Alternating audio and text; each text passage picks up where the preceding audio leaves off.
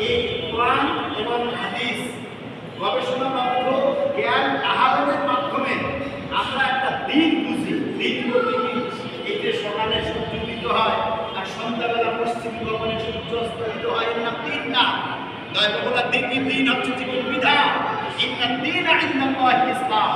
সূরা আল-বাকারার ২৯ নম্বর আয়াতে আল্লাহ বলছেন, সুতরাং এই ইসলাম নামক জীবন বিধানটা আমাদেরকে বুঝতে হবে। এখন একটা লোক কাগজ পাস করছে, তাহলে হাদিস করছে, এর কাছে জিজ্ঞাসা করেন তো দিন কাকে বলে?